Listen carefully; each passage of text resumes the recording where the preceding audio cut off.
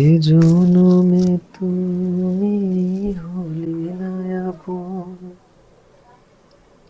প্রেমের নামে শুধু ভেঙে দিলে মন।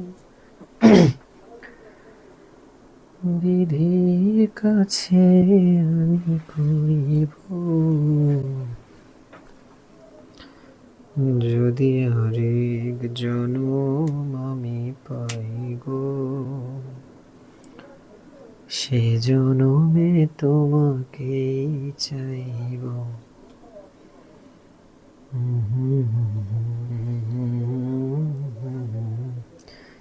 পাই গো, সে জনমে তোমাকেই চাইব।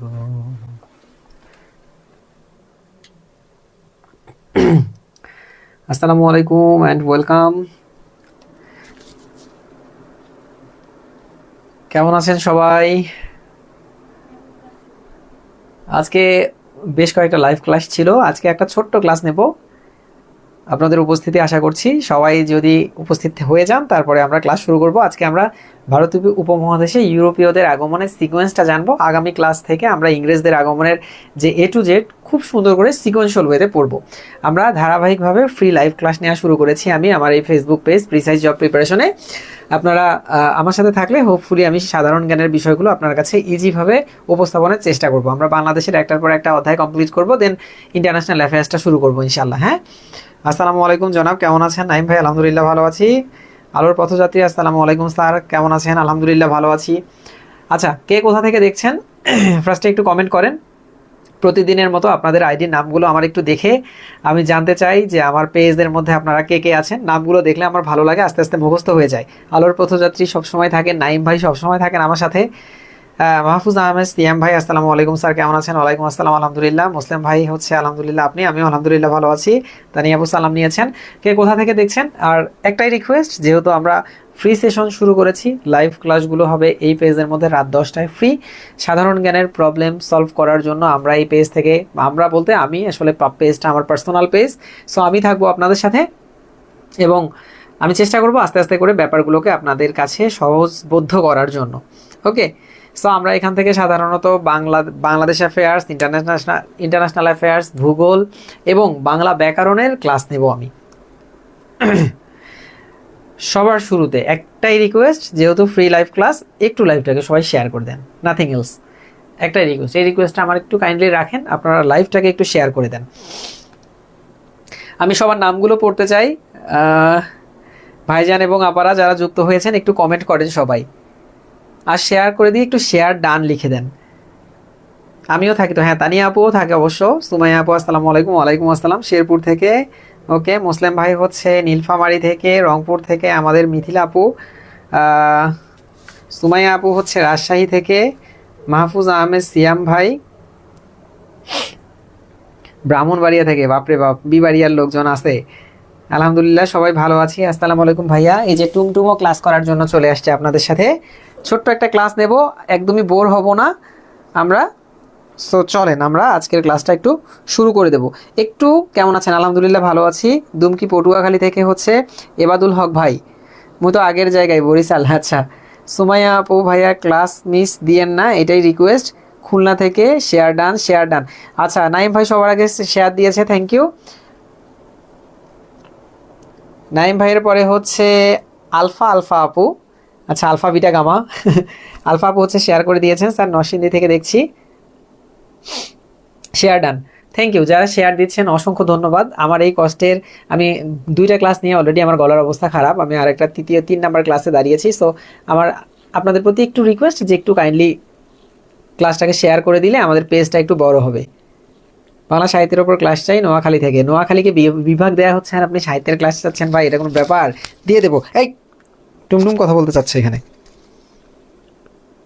চিটাগাং থেকে।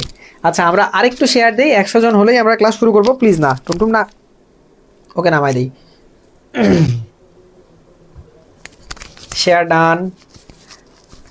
জানাতুল ফেরদৌস জুই ভাই, আর আমি রংপুর থেকে। তুমি তো আরেকটু থাকলে আমাদের বাসা থেকেই ক্লাস করতে পারতা। Share done. আমি ময়মনসিংহ জামালপুরে। ওকে, চলেন আমরা ক্লাস শুরু করব। একটু শেয়ার দিয়ে 100 জন পার করে ফেলি আমরা। চলেন টার্গেট নিয়ে আমরা একটু শেয়ার দিয়ে 100 জন পার করে দিই। আজকে আমরা ছোট্ট একটু ক্লাস নেব। আমি বললাম যে আমি দুইটা ক্লাসের পরে যেহেতু দাঁড়ালাম, ছোট্ট একটু কনফিউশন আপনাদের ক্লিয়ার করে দিয়ে যাই। প্রথমে একটা তাবিজ দিয়ে আমরা শুরু করব। তাবিজটা হচ্ছে যে, আচ্ছা, তাবিজটা হচ্ছে যে ভারতীয় উপমহাদেশে ইউরোপিয়ার যে সিকোয়েন্সে এসছিল, এই সিকোয়েন্সটা জানার জন্য আমাদের প্রথম তাবিজ হচ্ছে আমরা একটা কথাই মনে রাখবো, পোয়েডেফ। এই পোয়েডেফ কথাটা যদি আমরা মনে রাখি তাহলে সিকোয়েন্সিয়াল ওয়েতে কার পরে কে আমাদের এই উপমহাদেশে চলে এসেছিল ইউরোপীয়রা, এটা আমাদের কিন্তু মুখস্থ হয়ে যাবে। আমরা কি মনে রাখবো?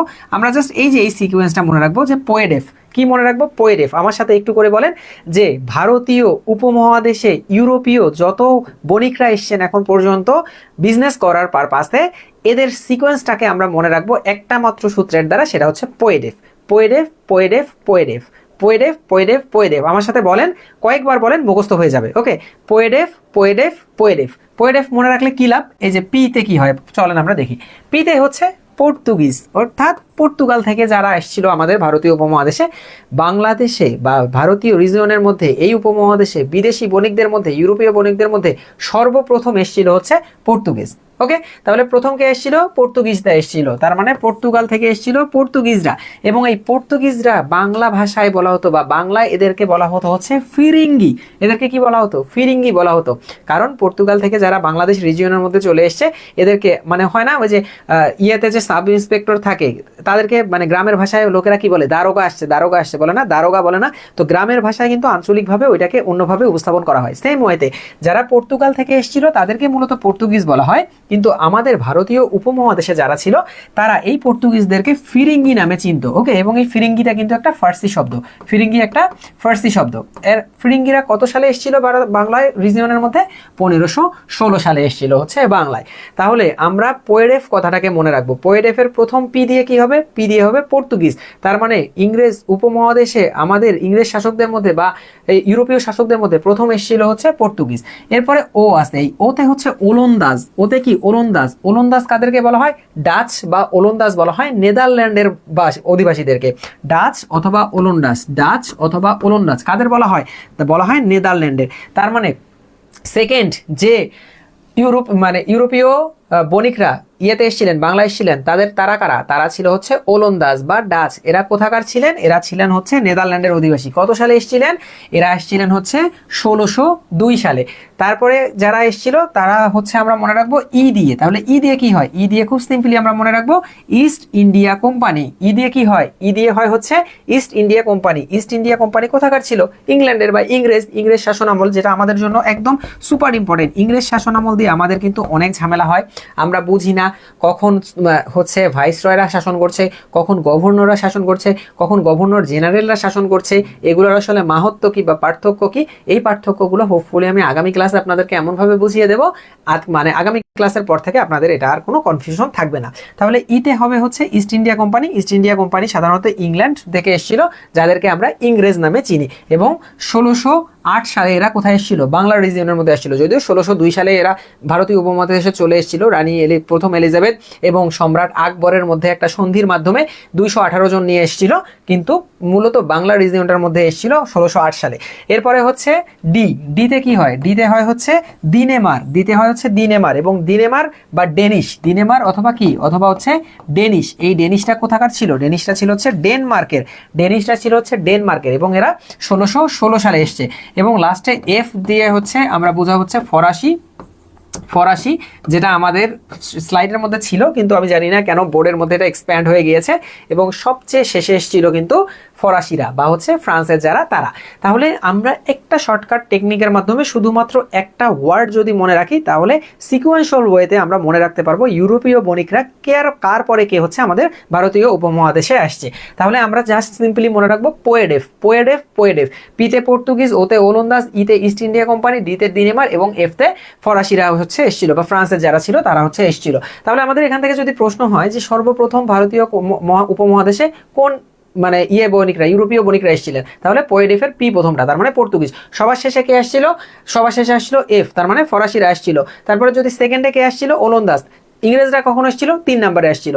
এখান থেকে শুধুমাত্র সিকোয়েন্স না, সিকোয়েন্সের সাথে সাথে কে কখন বাংলায় এসে বা হচ্ছে ভারতীয় উপমহাদেশে এসে রাজ করেছে বা বাণিজ্য কার্যক্রম সম্পন্ন করেছে সেটাও আমরা মনে রাখতে পারবো। প্রথমে তাহলে কারা আসছিল? প্রথমে আসছিল পর্তুগিজরা। পর্তুগিজদের আগমন সম্পর্কে চলুন একটু আমরা দেখে নিই। পর্তুগিজদের সম্পর্কে আগমন থেকে জানতে গেলে আমাদের প্রথম জানতে হবে পর্তুগিজরা প্রথমে দিল্লি জায়গাটার মধ্যে এসেছিল, অথবা হচ্ছে দিল্লি বলতে ভারতীয় উপমহাদেশের মধ্যে এসেছিল। এরপরে যে জায়গাটার মধ্যে এসেছিল সেটা হচ্ছে, এটা যদি আমাদের মানচিত্র হয়, একটা ছোট্ট করে যদি আমরা একটা মানচিত্র আর্ট করি, এটা যদি আমাদের মানচিত্র হয়, তাহলে পর্তুগিজরা মূলত আমাদের এই চট্টগ্রাম যে অঞ্চলটা রয়েছে না, এই চট্টগ্রাম অঞ্চলের মধ্যে পর্তুগিজরা এসেছিল। এবং এই চট্টগ্রামটা পর্তুগিজের সময় প্রথম বাণিজ্যিক অঞ্চলে রূপান্তরিত হয়েছিল, পোর্ট গ্রান্ডে নামে হচ্ছে নামকরণ করা হয়েছিল। এখন আমরা চলেন সিকোয়েন্সিয়াল ওয়েতে একটু এক্সাম্পল মানে ইয়েগুলো দেখে আসি। পর্তুগিজরা 1502 খ্রিস্টাব্দে কেরালার কোচিন নামক স্থানে, কোন জায়গাটায় প্রথমে এসেছিল? ভারতের কেরালা এসেছিল। প্রথমেই আমাদের বাংলা রিজিয়নে বা চট্টগ্রামে ঢোকেনি, প্রথমে এসেছিল হচ্ছে ভারতীয় রিজিয়নে। কত সালে? 1502 সালে। এই সময়টা কখন? 1502 সালে এই কেরালার কোচিন নামক স্থানে সর্বপ্রথম বাণিজ্যিক কুঠি স্থাপন করেন। তাহলে প্রশ্ন আসতে পারে যে পর্তুগিজরা প্রথম কোথায় বাণিজ্যিক কুঠি স্থাপন করেন? এটা হবে কেরালার কোচিনে। কোথায়? কেরালার কোচিনে। ভারতে পর্তুগিজ উপনিবেশগুলো প্রথম গভর্নর ছিলেন আলবুকার্ক। প্রায় সময় এই প্রশ্নটা দেখবেন আপনারা যে প্রথম কোন গভর্নর বাংলায় এসেছিলেন। তাহলে প্রথম যে গভর্নর বাংলায় এসেছিলেন তার নাম ছিল কি? আলবুকার্ক। এবং ইনি কোন দেশের ছিল? ইনি ছিল পর্তুগালের। এনারা কোথায় কুটি নির্মাণ করেছিল? কুটি নির্মাণ করেছিল কেরালার কোচিনে, যেটা কিনা ভারতে। ওকে, বাংলায় ইউরোপীয় বণিকদের মধ্যে প্রথম এসেছিল পর্তুগিজরা, যেটা 1516 সালে। এবং আমরা একটু আগেই দেখলাম যে পোয়েডিফের প্রথম ছিল পি, অর্থাৎ পিতে পর্তুগিজরা প্রথম এসেছিল। এবং পোয়েডিফের প্রথম পিতে আমরা মনে রাখবো 1516, পিতে 15, এভাবে আমরা মনে রাখবো পিতে 15। পর্তুগিজরা এসেছিল কত সালে? 15। এবং 15-র পরে কত হয়? 16। তার মানে পর্তুগিজরা এসেছিল 1516 সালে। খুব সহজে কিন্তু এটা মনে রাখা যায়, 1516। আর 15 প্রথমটুকু যে হবে এটা আমরা এই পি দিয়েই মনে রাখতে পারি। তার মানে পর্তুগিজরা এসেছিল 1500 সালে, এবং 1500 কত সালে? 15-র পরেই 16 হয়, তার মানে 1516 সালে এসেছিল হচ্ছে পর্তুগিজরা। আল্লাহ, টুমটুম লাভ দিয়ে উঠছে। আচ্ছা, ওকে একটু আমি বের করে দিয়ে আসি, অনেক ডিস্টার্ব করতেছে। এত আক্রমণাত্মক কেন হয়েছিস তুই? তাহলে পোয়েটেফের প্রথম পি দিয়ে হচ্ছে পর্তুগিজ। এবং পর্তুগিজ কত সালে এসেছিল? পর্তুগিজ বাংলা এসেছিল 1500 সালে। 1500 কত সালে? 15-র পরেই যেহেতু 16, অর্থাৎ 1516 সালে হচ্ছে পর্তুগিজরা বাংলায় এসেছিল। এবং প্রথম গভর্নর ছিলেন কে? প্রথম গভর্নর ছিলেন আলবুকার্ক। এবং কোথায় স্থাপন করেছিলেন? কেরালার কোচিনে। এরপরে আসি আমরা, এই যে পর্তুগিজদের বাংলাদেশে ফিরিঙ্গি নামে ডাকা হয়, যেটা একটা ফার্সি শব্দ, আমি অলরেডি আপনাদের মেনশন করেছি। যে পর্তুগিজদের আমরা বাঙালিরা যেমন সাব ইন্সপেক্টরকে দারোগা বলি, বাঙালিরা সেই সময়ে এখানকার পর্তুগিজদেরকে আমরা ফিরিঙ্গি বলতাম। এবং ফিরিঙ্গি মানে কোন শব্দ, কোন ভাষার শব্দ? ফিরিঙ্গি একটা ফার্সি শব্দ। 1518 খ্রিস্টাব্দে, অর্থাৎ 1516-র পরে 2 বছর পরে পর্তুগিজরা চট্টগ্রামে আসতে শুরু করে। এইবার হচ্ছে মেইন জায়গা, বাংলায় এসে জায়গা জমানো শুরু করেছিল, কিন্তু মেইন জায়গাটা ছিল এদের চট্টগ্রাম কেন্দ্রিক। অর্থাৎ বাণিজ্য সম্প্রসারণের জন্য তারা বন্দরকে টার্গেট করেছিল। পর্তুগিজদের অধীনে চট্টগ্রামের সমৃদ্ধি ঘটে একটি বাণিজ্যিক কেন্দ্রে পরিণত হয় এবং পোর্টো গ্রান্ডে বা বিশাল বন্দর নামে পরিচিত হয়। অর্থাৎ এই যে পর্তুগিজদের সময় পোর্টো গ্রান্ডে বা একটা বিশাল বন্দরে পরিণত হয় কিন্তু এই চট্টগ্রাম রিজিয়নটা। এই চট্টগ্রাম রিজিয়নে এই সময় অনেক সমৃদ্ধ হওয়ার পরেও পর্তুগিজদের সময় একটা বিশাল সমস্যা ছিল। সেটা হচ্ছে পর্তুগিজরা যে শুধু ভালো মানুষ বা আসলে যারা বাণিজ্য করার উদ্দেশ্যে এদেশে এসেছিলেন তারা সবাই শোষণ করার জন্য এসেছিলেন, তারপরেও লিগ্যাল ওয়েতে এরা শোষণ করছিল। কিন্তু এটার পাশাপাশি আমাদের সমস্যা হচ্ছে যে এদের মধ্যে কিছু জলদস্যু ছিল। জলদস্যু মানে হচ্ছে যারা সমুদ্রে রোবারি করে বা ডাকাতি করে, তাদেরকে বলা হয় জলদস্যু। এই যে এদের সময়ে চট্টগ্রাম যেমনই সমৃদ্ধ লাভ করছিল, পাশাপাশিভাবে এদের সময় প্রচুর পরিমাণ জলদস্যুর জন্ম হয়। এবং শুধু এই জলদস্যু না, আমরা জানি যে এই জায়গাটা যদি চিটাগং হয়, এই পাশটা কিন্তু আমাদের মিয়ানমারের আরাকান রাজ্য। হ্যাঁ, মিয়ানমারের আরাকান। এই আরাকানদের মধ্যে মিয়ানমারের আরাকানের জলদস্যু আবার পর্তুগিজদের নিজস্ব জলদস্যু, এই দুই জলদস্যু একসাথে হয়ে চট্টগ্রামের বাণিজ্যের একদম 12টা বাজাতে শুরু করে। এবং এই দুই জলদস্যুকে একত্রে হামার্দ বলা হয়, হামার্দ। ওকে, এই দুই জলদস্যুকে একত্রে বলা হতো হচ্ছে হামার্দ। আচ্ছা, একটু পড়ি তাহলেই বুঝবো যে বিশাল এলাকা পরিচিত হয়। 1538 খ্রিস্টাব্দে শেরশাহ পর্তুগিজের চট্টগ্রাম হতে বিতাড়িত করে। 1581 থেকে 66 খ্রিস্টাব্দ সময়ে চট্টগ্রামে আরাকানের অধীনে ছিল। বাণিজ্যের চেয়ে পর্তুগিজদের মধ্যে জলদস্যুতার প্রবলতা ছিল। এই সময়ে বাংলার দক্ষিণাঞ্চলে আরাকান জলদস্যু মগ এবং পর্তুগিজ জলদস্যুদের দৌরাত্ম্য ব্যাপক বৃদ্ধি পায়। এই দুইটা জলদস্যুকে একত্রে হামার্দ বলা হতো। যেটা আমি বললাম যে একটা সময় কি হতো, যতটা না বাণিজ্যিকভাবে সুযোগ সুবিধা আমরা পাচ্ছিলাম তার চেয়ে বেশি ক্ষতিগ্রস্ত হয়েছিলাম আমরা পর্তুগিজ যে জলদস্যু আছে তারা এবং ওই পাশে আরাকানের যে জলদস্যু মগরা আছে তারা। এই দুই জলদস্যু একত্র হয়ে হামার্দ নামকরণ হয় এবং এই হামার্দ চট্টগ্রামে প্রচুর পরিমাণ জ্বালাচ্ছিল আমাদেরকে। এবং এই জ্বালার হাত থেকে বিতাড়িত হতে 1666 সালে সুবেদার, বাংলার সুবেদার শায়েস্তা খান, আমরা জানি যে মানে বাংলাদেশ রিজিয়নের মধ্যে মুঘল অঞ্চলটাও দুইটা ভাগে বিভক্ত। আমরা কিন্তু গত দিনের ক্লাসে পড়েছি মুঘল একই সাথে দিল্লিতে চলছিল, একই সাথে বাংলায় চলছিল, তাই না? বাংলায় চলছিল। এই দিল্লির মুঘলরা কারা ছিল? বাবরের হইল একবার জ্বর সারিল ঔষধে বাহ, অর্থাৎ বাবর ছিল, তারপরে হুমায়ুন ছিল, সম্রাট আকবর ছিল, সম্রাট শাহজাহান ছিল, সম্রাট দ্বিতীয় বাহাদুর শাহ ছিল, সম্রাট আওরঙ্গজেব ছিল। এদের আন্ডারে বাংলায় হচ্ছে যারা শাসন করতো তাদেরকে বলা হতো সুবেদার। এদের আন্ডারে বাংলায় যারা শাসন করতো তাদেরকে কি বলা হতো? সুবেদার। অর্থাৎ দিল্লির সম্রাটদের আন্ডারে বাংলায় যে সকল ছোট ছোট সম্রাট শাসন করত, সুবা বাংলা অর্থাৎ বাংলার রিজিয়নগুলো ছোট ছোট অংশে ভাগ ছিল, তাদের নাম ছিল সুবা। এবং এই সুবা যারা শাসন করত তাদেরকে বলা হতো সুবেদার। এরকমই একজন সুবেদার ছিল যার নাম ছিল হচ্ছে শায়েস্তা খাঁ, যাকে হচ্ছে মানে বাংলার রিজিয়নের মধ্যে যার সময়টাকে স্বর্ণযুগ বলা হয়, কারণ ওই সময়ে জিনিসপত্র এত সস্তা ছিল যে মাত্র 1 টাকায় 8 মণ পরিমাণ চাল পাওয়া যেত। এই শায়েস্তা খান কি করলো? বাংলা থেকে মগ এবং পর্তুগিজদেরকে বিতাড়িত করেন এবং শায়েস্তা খান চট্টগ্রাম দখল করেন, নাম রাখেন হচ্ছে ইসলামাবাদ। এই শায়েস্তা খানের মাধ্যমে বাংলা থেকে পর্তুগিজরা বিতাড়িত হয়েছিল। তার মানে শায়েস্তা খান কে আসলে? শায়েস্তা খান একজন সুবেদার। এই সুবেদার কারা ছিল? সুবেদার ছিল দিল্লির বড় বড় সম্রাটদের অধীনে কাজ করা ছোট ছোট সম্রাট। ওকে, আমরা জানি যে সুবেদারি শাসনের পরে কিন্তু নবাবের শাসন এসেছিল।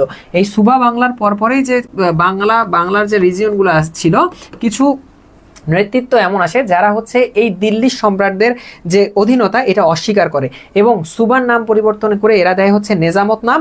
এবং এই নেজামত যারা শাসন করতো তাদেরকে বলা হতো নবাব। সুবেদাররা এদের আন্ডারে কাজ করতো, পরবর্তীতে নবাবরা স্বাধীনভাবে কাজ করতো, বড় কোনো সম্রাটের আন্ডারে কাজ করতো না। তবে এই সুবেদার কিন্তু কি জানি বলে শায়েস্তা খান কিন্তু এই বড় সম্রাটদের আন্ডারেই কাজ করতো। উনি তাদের সহায়তায় হচ্ছে চট্টগ্রাম থেকে জলদস্যুদের এবং পাশাপাশিভাবে পর্তুগিজদের বিতাড়িত করেন এবং চট্টগ্রামের নাম দেন ইসলামাবাদ। এখান থেকে বেশ কিছু ইনফরমেশন খুবই ইম্পর্টেন্ট, যেমন আরাকান জলদস্যুদের কি বলা হয়? মগ বলা হয়। পর্তুগিজ এবং আরাকান জলদস্যুদের একত্রে কি বলা হয়? হামার্ড বলা হয়। এরপরে চিটাগং থেকে বা হচ্ছে চট্টগ্রাম থেকে পর্তুগিজদের বিতাড়িত করে কোন সুবেদার? এখানে হবে শায়েস্তা খান। শায়েস্তা খান চট্টগ্রামের নাম কি দেন? ইসলামাবাদ। শায়েস্তা খান কত সালে চট্টগ্রাম হচ্ছে পর্তুগিজ মুক্ত করে? 1966 সালে। এই জাতীয় এবং চট্টগ্রাম বন্দরের নাম সেই সময় কি ছিল? পোর্টো গ্রান্ডে বা বিশাল বন্দর নামে পরিচিত ছিল। এই ইনফরমেশনগুলো কিন্তু এখান থেকে আসে। ভাইয়া যেটা পরীক্ষায় আসে সেগুলো পড়েন, এগুলো মনে থাকে না। আমি যেগুলো বললাম এখন পর্যন্ত এগুলো সবই পরীক্ষায় আসার মতো। হ্যাঁ, আরে রিদ্দি আপু আমাকে টেকনিশিয়ান স্যার বানাই দিছে। গল্প আকারে পড়াইলে মনে থাকবে আপু, একটু মন দিয়ে শুনেন। হ্যাঁ, এই যে আমি যেগুলো বললাম এখন পর্যন্ত আমি কিন্তু গল্প আকারে বলছি, আপনাদের মনে না থাকার কোনো নাই। দেখেন আমি আরেকটু রিকল করি, আপনার আবার মনে থাকবে। আমি আজকে পড়ছি আমরা যে এই যে রিজিয়নটার মধ্যে অর্থাৎ ভারতীয় উপমহাদেশে ইউরোপীয়দের আগমন। ইউরোপীয়দের আগমনের জন্য আমরা প্রথমে একটা তাবিজ পড়েছি যেটার নাম ছিল পোয়েডেফ। পোয়েডেফ মানে হচ্ছে একটা কার পরে কে আসছে। সবার আগে পিতে হচ্ছে পর্তুগিজরা আসছে, তারপর ওতে হচ্ছে ওলন্দাজ বা ডাচরা আসছে, তারপর হচ্ছে পি ও ইতে হচ্ছে ইস্ট ইন্ডিয়া কোম্পানি বা ইংরেজরা আসছে, তারপর হচ্ছে ডিতে দিনেমার বা হচ্ছে ডেনমার্কেররা আসছে এবং শেষে হচ্ছে ফরাসিরা আসছে। আমরা প্রথমে পড়লাম হচ্ছে কি পড়ছি আমরা? প্রথমে পর্তুগিজদের আগমন। পর্তুগিজদের আগমন আমি পড়তে গিয়ে প্রথমে দেখেছিলাম আমরা এরা ভারতীয় রিজিয়নটার মধ্যে প্রথমে এসেছিল, প্রথমে বাংলায় ঢোকে নাই। সো ভারতীয়তে এসেছিল হচ্ছে 1502 সালে এবং এরা কেরালা নামক যে স্থানটা আছে, কেরালার কোচিন, ওখানে প্রথম হচ্ছে সুরাট বা হচ্ছে কি বলে কুটির করেছিল, স্থাপন করেছিল এবং এখানকার গভর্নর ছিলেন আলবুকার। পরবর্তীতে বাংলায় যে রিজিয়ন আসে এই সময়টাতে আসে হচ্ছে 1516 সালে। সেটাও আমরা ইন্টারেস্টিংলি মনে রেখেছিলাম, পিতে পর্তুগিজ, পিতে 1500 সাল এবং 1500 পরে এসে 16, তার মানে 1516 সালে এসেছিল পর্তুগিজরা। এবং বাংলার কোন রিজিয়নে এসেছিল? বাংলার চট্টগ্রাম রিজিয়নে এসেছিল। চট্টগ্রামে এসে তাদের কি করেছিল? প্রচুর পরিমাণ হচ্ছে বাণিজ্য সম্প্রসারণ করেছিল, যার কারণে চট্টগ্রামকে বলা হয়েছিল হচ্ছে পোর্টো গ্রান্ডে। এবং চট্টগ্রামে শুধু তারা যে বাণিজ্য করেছে এরকম না, পাশাপাশিভাবে এই বাণিজ্যের পাশাপাশি এদের কিছু জলদস্যু এবং আরাকানের যে মগ জলদস্যু, এই দুইটার অত্যাচারে অতিষ্ঠ হয়ে প্রথমে হচ্ছে শেরশাহ এদেরকে দমন করার চেষ্টা করেছিলেন। ফাইনালি হচ্ছে 1666 সালে এই যে সুবেদার শায়েস্তা খাঁ পর্তুগিজদেরকে বাংলা থেকে বিতাড়িত করে। বলেন এতটুকু ক্লিয়ার কিনা? আজকেই প্রথম ক্লাস করছি। অসাধারণ ক্লাস। এর পরের ক্লাসগুলো আরো মজার হবে, আমরা যখন ইংরেজ শাসন পড়বো হোপফুলি আরো বেশি ক্লিয়ার হয়ে যাবে এগুলা। আজকে ছোট্ট একটু ক্লাস নেব, এতটুকু জায়গা যদি ক্লিয়ার হলেন সবাই বলেন, চিল্লায় বলেন ঠিক।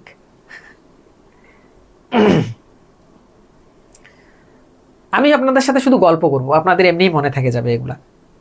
পরে একবার দুইবার শুধু রিডিং দিবেন, দেখবেন যে সব ক্লিয়ার। কথা কোন ঠিক কিনা?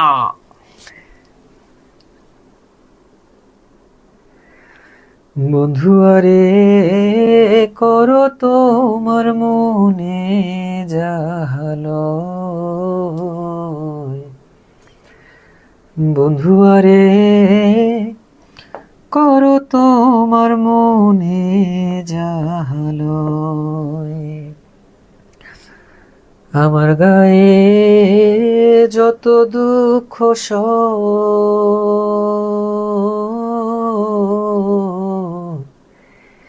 বন্ধু আরে করো তোমার মনে জাহালো,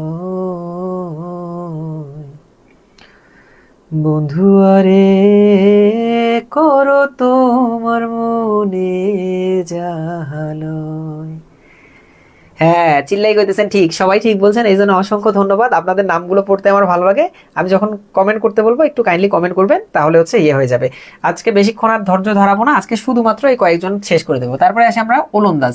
ওলন্দাজ কারা? ওলন্দাজ বা ডাচ। ডাচ কারা? ডাচ হচ্ছে যারা নেদারল্যান্ডের অধিবাসী। তার মানে আমাদের পয়েডেফের পরপরে অর্থাৎ পর্তুগালের পরপরে যারা এসেছিল তারা হচ্ছে নেদারল্যান্ড থেকে এসেছিল। সবাই আমাদের রক্ত চোষার জন্য আসছে, কিন্তু সবাই রক্ত চুষে মজা পায় নাই। আমাদের রক্ত চুষে মজা পাইছে শুধু পর্তুগিজরা আর হচ্ছে ইংরেজরা, এছাড়া তেমন কেউ বাংলা এসে সুবিধা করতে পারে নাই। ওকে, এই যে হল্যান্ডের বা নেদারল্যান্ডের অধিবাসীদের ডাচ বা ওলন্দাজ বলে। ডাচরা যে কোম্পানিটা গঠন করেছিল বাংলা এসে ইয়ার জন্য, ব্যবসা করার জন্য, সেটার নাম ছিল হচ্ছে United east India company. United east India company. East India company মোটামুটি সবার সাথেই আছে, শুধু সামনের অংশটুকুর উপর ডিফার করবে। মানে এটা হচ্ছে কাদের কোম্পানি? এটা কি ওলন্দাজদের কোম্পানি, নাকি পর্তুগাজদের কোম্পানি, নাকি ফরাসিদের কোম্পানি? দেখেন, যারা ইয়ে করছিল মানে ইংরেজদের যেটা ছিল সেটা শুধু ইস্ট ইন্ডিয়া কোম্পানি, আর ইউনাইটেড ইস্ট ইন্ডিয়া কোম্পানি কাদের ছিল? এটা ছিল ওলন্দাজদের। প্রায় সময় প্রশ্ন আসে, আপনারা এটা অনেক সময় কনফিউজ হয়ে যান যে আসলে কোনটা, কোন প্রতিষ্ঠানটা কারা চালিয়েছিল। শুধু ইস্ট ইন্ডিয়া কোম্পানি, এটার মালিক ছিল ইংরেজরা। যদি আসে যে ইউনাইটেড ইস্ট ইন্ডিয়া কোম্পানি কারা হচ্ছে বা মানে ব্যবসার উদ্দেশ্যে বাংলাদেশে প্রতিষ্ঠা করেছে, তাহলে উত্তর হবে হচ্ছে ডাচরা অথবা ওলন্দাজরা। গঠন করে বাণিজ্যিক উদ্দেশ্যে 1602 সালে এই উপমহাদেশে আসে। ইংরেজদের সাথে প্রতিযোগিতায় টিকতে না পেরে এরা এই দেশ থেকে চলে যায়। অর্থাৎ এসছিল শোষণ করার জন্য, কিন্তু এসে দেখে ইংরেজদের অবস্থা অনেক ভালো। ইংরেজরা আসছিল মূলত 1600 সালে, 1602 সালেই বাংলায় এরাও এসছিল। কিন্তু ঘটনা হচ্ছে যে ইংরেজরা একটু পরে এদের আসার পরেও, একটু পরে আসার পরেও ইংরেজদের কৌশল ছিল অন্যরকম। আমরা একটু মানুষ একটু চালাক হলে কি বলি, শালা ব্রিটিশ বল না, যে এই শালা কি বুদ্ধি মাথার মধ্যে, ব্রিটিশ কেন বলে? এই ব্রিটিশ থেকেই কিন্তু আসছে। তো ব্রিটিশদের সাথে এরা টিকতে না পেরে জাস্ট ওলন্দাজরা এসছে অল্প কিছু বছর এখানে, জাস্ট ওদের ইউনাইটেড ইস্ট ইন্ডিয়া কোম্পানিটাকে গঠন করেছিল। তারপরে ইংরেজদের সাথে টিকতে না পেরে বাংলা থেকে বিতাড়িত হয়ে গিয়েছে, শেষ ওলন্দাজ। এরপর দিনেমার। দিনেমারও সেম কাহিনী। ডেনমার্কের লোকদের বলা হতো ডেনিশ বা দিনেমার। তারা এদেশে বাণিজ্য করার জন্য ডেনিশ ইস্ট ইন্ডিয়া কোম্পানি গঠন করে। একটু আগেই বললাম ইস্ট ইন্ডিয়া কোম্পানি জায়গাটা কমন, এই ইস্ট ইন্ডিয়া কোম্পানি জায়গাটা কমন। যদি বলে ইউনাইটেড ইস্ট ইন্ডিয়া কোম্পানি কারা গঠন করেছিল, উত্তর হবে ইয়ারা, ওলন্দাজরা বা ডাচেরা। যদি আসে যে ডেনিশ ইস্ট ইন্ডিয়া কোম্পানি কারা গঠন করেছিল, উত্তর হবে ডেনেমাররা। তাহলে ইস্ট ইন্ডিয়া কোম্পানি জায়গাটা কমন, এটার আগে আছে ইউনাইটেড, এটার আগে আছে ডেনিশ। কিন্তু তারা বাণিজ্যে তেমন সুবিধা করতে পারেনি, যার কারণে বাংলা ত্যাগ করেছে। ওকে, নেদারল্যান্ডসের অধিবাসী ডাচ। নিউজিল্যান্ডের হচ্ছে কিউ, হ্যাঁ নিউজিল্যান্ডের একটা পাখি আছে কিউই। হ্যাঁ, অস্ট্রেলিয়ার অধিবাসী ওজি। থ্যাংক ইউ ভাই গুরুত্বপূর্ণ ইনফরমেশন শেয়ার করার জন্য। এরপর আসি আমরা ইংরেজদের আগমন। ইংরেজদের আগমনের ঘটনাটা আমি একটু বলি আপনাদেরকে। ইংরেজরা প্রথম যে আগমন করেছিল, এটা হচ্ছে বাবরের হইল একবার জ্বর সারিল ওষুধে। বাবরের পুত্র হুমায়ুন, হুমায়ুনের পুত্র কে? আকবর। এই আকবরের সময় ওই পাশে ছিল তখন রানী প্রথম এলিজাবেথ, এই পাশে আমাদের দিল্লিতে ছিল তখন আকবর। রানী প্রথম এলিজাবেথের সময়ে 218 জন সহ একটা টিম বাংলায় আসে ইস্ট ইন্ডিয়া কোম্পানি প্রতিস্থাপনের জন্য, এবং আকবরের কাছ থেকে অনুমতি চায় যে আমরা আপনাদের সাথে বিজনেস করব। এই আকবরের সময়ে প্রথম বিজনেস কনসেপ্ট আসে ইস্ট ইন্ডিয়া কোম্পানির থ্রুতে বাংলাদেশে বিদেশিরা প্রথম প্রবেশ করে, এবং একটা কি হয়, বাংলা রিজিয়নের মধ্যে তারা ব্যবসা বাণিজ্য করার জন্য একটা অনুমতি পায়। এই আকবরের থ্রুতে যেটা শুরু হয়, এটা পরবর্তীতে আওরঙ্গজেব এবং ফাইনালি হচ্ছে শাহজাহানের পুত্র কার থ্রুতে, হ্যাঁ শাহজাহানের আমলে এটা হচ্ছে ব্যাপক বিস্তৃতি লাভ করে। তাহলে আমাদের ঘটনাটা হচ্ছে যে ইংল্যান্ডের রানী প্রথম এলিজাবেথ কে ছিল, প্রথম এলিজাবেথ, এবং দিল্লির সম্রাট সেই সময় আকবর এর রাজত্বকালে প্রাচ্যের সাথে বাণিজ্য করার জন্য 218 জন, এই সংখ্যাটা অনেক ইম্পর্টেন্ট, মাঝে মাঝেই প্রশ্নের মধ্যে আসে, 218 জন ইংরেজ বণিকদের প্রচেষ্টায় 1600 খ্রিস্টাব্দে ব্রিটিশ ইস্ট ইন্ডিয়া কোম্পানি গঠিত হয়। দেখেন ইস্ট ইন্ডিয়া কোম্পানি এখানেও কমন, শুধু সামনে ব্রিটিশ কথাটা আছে, ব্রিটিশ ইস্ট ইন্ডিয়া কোম্পানি গঠিত হয়। ক্যাপ্টেন হকিংস নামটা খুবই ইম্পর্টেন্ট, ইনি এই যে বাবরের পুত্র যে আকবরের পুত্র যে জাহাঙ্গীর, এই জাহাঙ্গীরের নিকট একটা মুসলেখা বা হচ্ছে আবেদনপত্র নিয়ে যায় যে আমরা আপনাদের এখানে একটা কুঠি স্থাপন করতে চাই এবং ব্যবসা করতে চাই, এবং আবেদন ক্রমে সম্রাট এই জাহাঙ্গীর সুরাট, জায়গাটার নাম কি, সুরাটে বাণিজ্য কুঠি নির্মাণের অনুমতি দেন। তার মানে ভারতীয় উপমহাদেশে প্রথম যে ইংরেজি কুঠিটা নির্মাণ করা হয় সেটা কোথায়, কুঠি মানে কি, কুঠি মানে ক্যাম্প, একটা ছোট ক্যাম্প নির্মাণ করে সেখান থেকে তাদের ব্যবসায়িক কার্যক্রম পরিচালনা করত। তো বাংলায় ইংরেজরা বা ভারতীয় উপমহাদেশে ইংরেজরা প্রথম যে জায়গাটায় কুঠি স্থাপন করে সেটা হচ্ছে সুরাটে। কোথায়, সুরাটে স্থাপন করে। 1612 সালে ইংরেজরা উপমহাদেশের প্রথম কুঠি স্থাপন করে সুরাটে। 1615 খ্রিস্টাব্দে ইংরেজ দূত হিসেবে স্যার টমাস রো সম্রাট জাহাঙ্গীরের দরবারে আগমন করেন এবং সম্রাট শাহজাহানের শাসন আমলে ইস্ট ইন্ডিয়া কোম্পানি বাংলায় প্রথম বাণিজ্য কুঠি স্থাপন করে। তার মানে আকবরের অনুমতি ক্রমে পরবর্তীতে জাহাঙ্গীরের সময়ে সুরাটে, ভারতের সুরাটে কুঠি স্থাপন করেছিল ইংরেজরা, কিন্তু বাংলায় কুঠি স্থাপন করেছিল কিন্তু কার সময়, সম্রাট শাহজাহানের সময়। শাহজাহানকে বলা হয় প্রিন্স অফ বিল্ডার, অর্থাৎ যত সুন্দর সুন্দর স্থাপত্য শিল্প ওই সময় ছিল সেগুলো কিন্তু শাহজাহানের কীর্তি। শাহজাহানের তাজমহল, শাহজাহানের মহল সিংহাসন, শাহজাহানের হচ্ছে কোহিনূর পাথর, এগুলো সবই কিন্তু শাহজাহানের হচ্ছে এই যে দেওয়ানি আম, দেওয়ানি খাস, এগুলো সবই কিন্তু শাহজাহানের কীর্তি। এবং এই শাহজাহানের সময় কিন্তু ইংরেজরা বাংলায় কুঠি স্থাপনের সুযোগ পায়। পরে কলকাতা গোবিন্দপুর গ্রাম কিনে নগরটিকে আরো বড় করা হয়, অর্থাৎ পরবর্তীতে এই বাংলার গৌড় রিজিয়ন এবং কলকাতা এই জায়গাটা পুরোটা জুড়ে হচ্ছে ইংরেজরা তাদের আধিপত্য বিস্তার করতে থাকে, এবং এক সময় কলকাতা কেন্দ্রিক বা কলকাতা সেন্ট্রিক একটা ইংরেজ বড় সাম্রাজ্য গড়ে ওঠে। ওকে, এবং এটাই লেখা আছে এখানে, দেখেন যে এভাবে হুগলি নদীর তীরে গড়ে ওঠা বিখ্যাত কলকাতা শহর। ইস্ট ইন্ডিয়া কোম্পানির শাসন কেন্দ্র ছিল এই কলকাতা শহর, অর্থাৎ ইস্ট ইন্ডিয়া কোম্পানির যে শাসন কেন্দ্র এটা কিন্তু এই কলকাতা শহর ছিল। এবং কলকাতায় রাজা ফোর্ট উইলিয়ামের নাম অনুসারে কিন্তু ফোর্ট উইলিয়াম দুর্গ নির্মাণ করা হয়, যেটা নির্মাণকাল 1696 থেকে 1702। এই হচ্ছে আমাদের ইংরেজরা বাংলায় আসার যে কাহিনী সেটা। এর পরপরই যারা আসে সেটা হচ্ছে ফরাসিরা সব শেষে এসেছিল, এবং সব শেষে এসে ইংরেজদের নিকট একটা যুদ্ধ হয়েছিল, বন্দিবাসের যুদ্ধ। এই বন্দিবাসের যুদ্ধে পরাজিত হয়ে ফরাসিরাও বাংলায় কোনো স্থান দখল করতে পারেনি তেমন, এবং ওই ইংরেজ শাসন শুরু হয়ে যায়।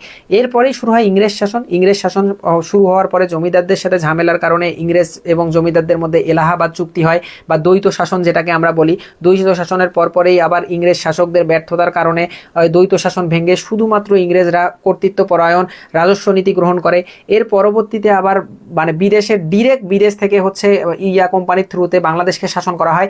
এগুলা কালকের ক্লাসে বা পরশু দিনের ক্লাসে হোপফুলি আমি একদম A to Z আপনাদের আলোচনা করব। আজকে আমি বেশ কয়েকটা ক্লাস নিয়েছি জন্য একটু টায়ার্ড, আজকে আর আমরা বাড়াচ্ছি না।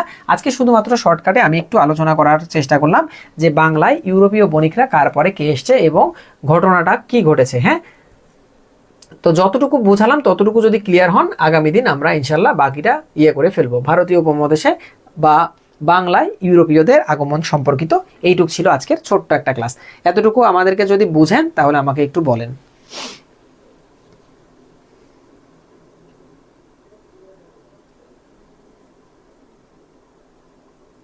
ইস্ট ইন্ডিয়া কোম্পানি বর্তমানে পগার পার,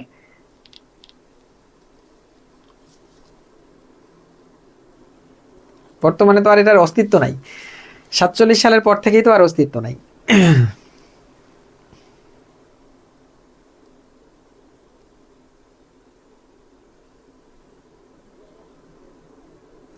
স্যার আপনি কয়টায় সময় ক্লাস শুরু করেন? রাত 10টায় শুরু করি আমরা ক্লাস। ক্লিয়ার ভাই? জি বুঝেছি, অল ক্লিয়ার। আপনারা লাইভ ক্লাসে বেশি বেশি উপস্থিত থাকবেন। হ্যাঁ,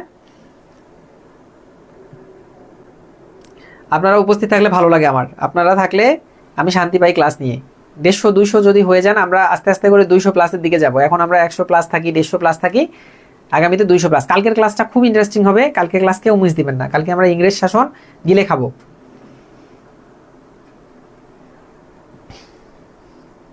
স্যার আমি আপনার লাইভ প্রথম দেখলাম, আপনার অনেক পড়া নোট করছি। আচ্ছা, থ্যাংক ইউ। এইগুলো আপনারা ডাইজেস্ট থেকে পড়তে পারেন বা হচ্ছে MP3 থেকে পড়তে পারেন, বাট এই পড়াগুলো কোথাও আমি এত গুছানো পাই না। আমি অনেক কষ্ট করে আপনাদের জন্য এই ক্লাসগুলো অনেক সুন্দর করে গুছাই। আমার মনে হয় ক্লাসগুলো করলে আপনারা উপকৃত হবেন।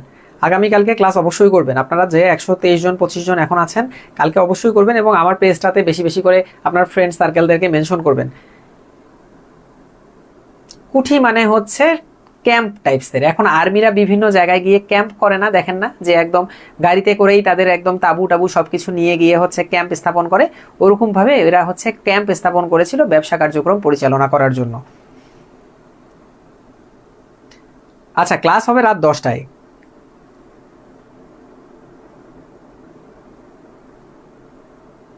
মারুফুল স্যার এবং জুয়েল স্যারের ক্লাস কি আর হবে না? এই পেজটা তো আমার পার্সোনাল পেজ, এখানে তো হয় না, ওটা তো পেইড ব্যাচে। আপনি তো আপনার পেইড ব্যাচের কথা হয়তো বলছেন। ক্লাস তো প্রতিদিন হচ্ছে তরুণ ভাই, আমাদের ক্লাস প্রতিদিন হচ্ছে। আমি রাত 10টায় করে ক্লাস নেই, ফ্রি লাইভ ক্লাস। হ্যাঁ, আচ্ছা প্রিয়া আপু ক্লিয়ার। ওকে, তাহলে সবাই ভালো থাকুন। আগামীকালের ক্লাসে ইনশাল্লাহ দেখা হচ্ছে। আজকে আমি আর বেশি কথা বলবো না, কারণ আজকে আমার গলা প্রচুর ব্যথা করছে। আমি ক্লাস নিয়েছি অলরেডি, না হলে আজকে ইংরেজ শাসনটা শুরু করতাম, কিন্তু কালকে ইংরেজ শাসন আমরা শুরু করবো এবং খুব মজা করে ইংরেজ শাসনে হোপফুলি পড়বো। কালকের পর থেকে আপনাদের ভাইসরয়, তারপরে হচ্ছে আমাদের হচ্ছে গভর্নর জেনারেল, এই ধরনের যে প্রবলেমগুলো আছে, কালকে আমরা হোপফুলি এগুলো সবগুলো ডিটেক্ট করে শেষ করে ফেলবো। আগামীকালকে রাত 10টায় ক্লাস। ওকে, সবাই ভালো থাকেন, সুস্থ থাকেন, আমার জন্য দোয়া করবেন। কালকে পর্যন্ত যেন সুস্থ সবল থাকি, ইনশাল্লাহ আপনাদের সাথে দেখা হবে। টিল দেন টাটা, আসসালামু আলাইকুম।